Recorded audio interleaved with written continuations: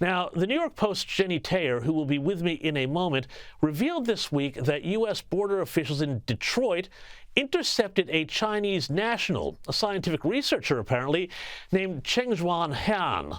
Han, they say, tried to smuggle in biological materials to the United States that were, quote, related to roundworms, unquote. Well, roundworms, it should be known, are actually serious business, and they are a biosecurity threat. They can cause serious problems in both crops and animals. And according to officials, Han also lied allegedly about her travel plans and had deleted all the contents from her phone before she landed in Detroit, where she was intercepted. Now, that's disturbing enough, but here's the kicker. You'll never guess where she works, what city she's from.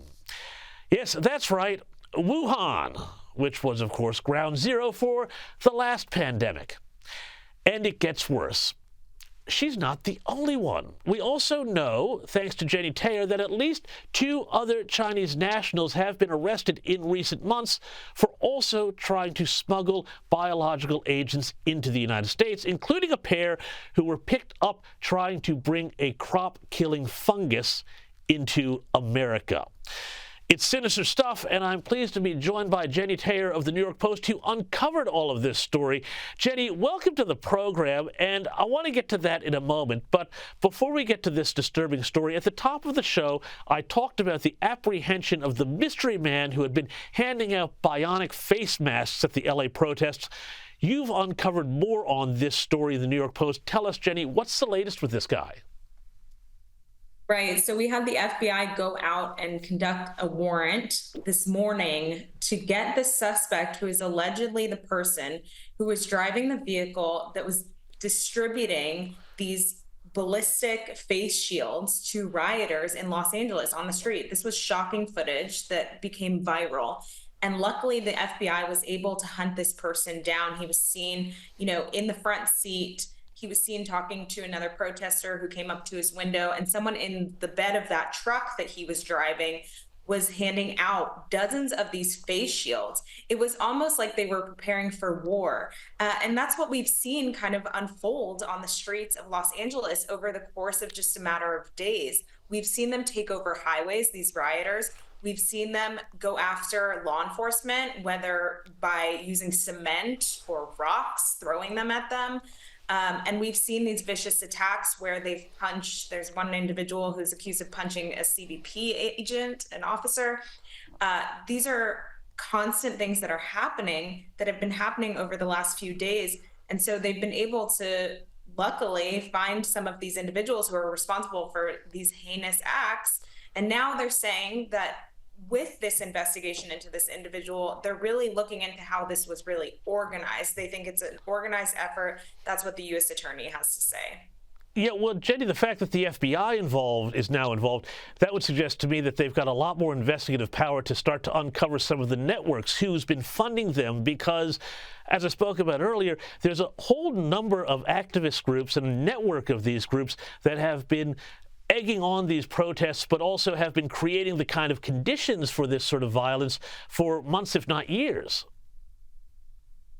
Absolutely. This didn't just come about, randomly. This is something that was very organized. You can find on social media, there are groups that are organizing within these protests. They're handing out personal protective equipment, like we've seen.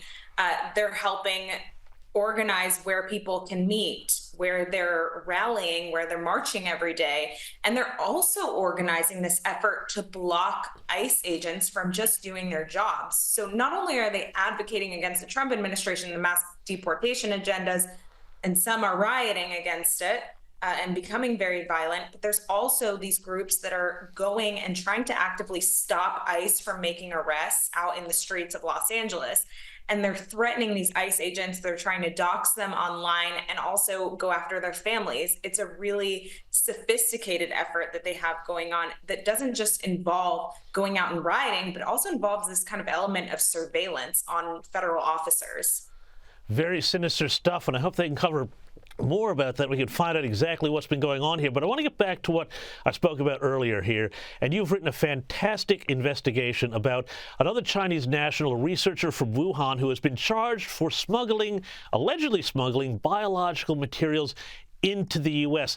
How worried should we be about this? Walk us through the charges. And there's a bit of a disturbing pattern that's emerging around China and some of the things they're finding in people from China in their luggage.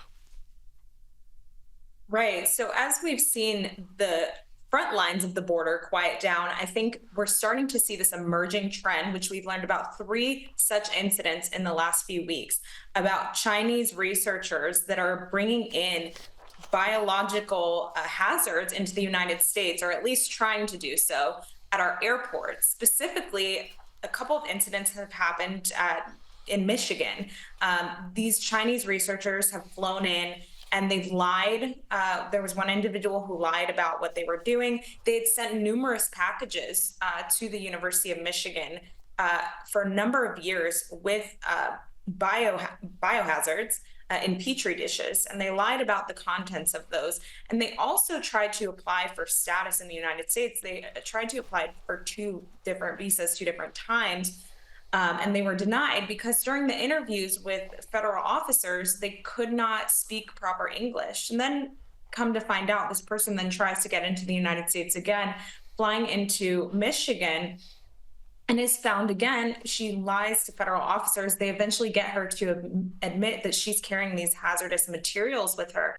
And this isn't the first time we've heard about this. We just had that couple, like you said before, that was bringing in these biological materials that would have basically threatened the crops in the United States. So it could be another form of warfare, another threat to society that isn't so overt, but it's very covert, in fact, and is happening kind of under the radar. And I think maybe this is just them testing the waters, but it's certainly alarming to see that we've learned about just a few incidents in a few weeks.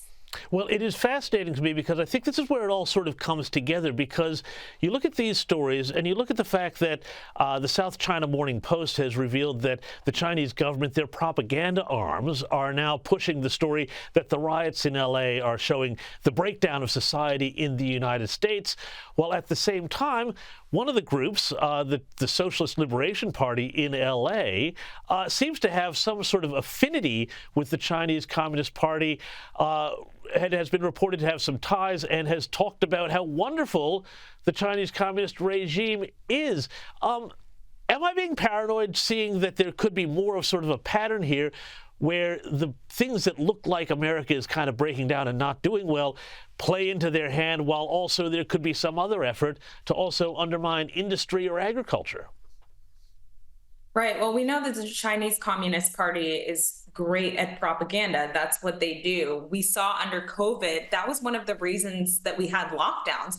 We saw these images and videos from Wuhan, China, early on in the pandemic, before it really reached our shores, or to our knowledge had reached our shores, showing people just falling into the streets, just passing out, just dying in the streets. We saw piles of bodies in hospital hallways. And we thought, oh my gosh, this is coming to our shores soon, so we better lock down. That was Chinese propaganda at work, because we saw that's not what happened in the United States. Of course, there was a horrible pandemic, and we did see overwhelming numbers of patients in our hospitals, but we did not see people just dropping in the streets like the Chinese government was putting out there.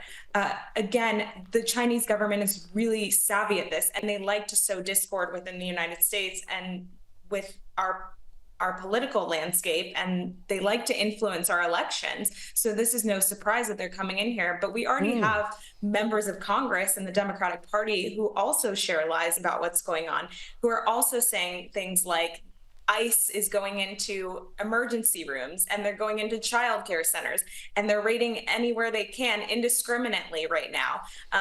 There's also that element. You have multiple different areas that are sharing lies, that are sharing conspiracy theories, that are sharing flat out untruths. Jennie Taer, it's scary stuff, and it's a great analogy to COVID. We've got to wake up and learn our lesson from that. Jennie Taer, thank you so much for joining me and for your great work.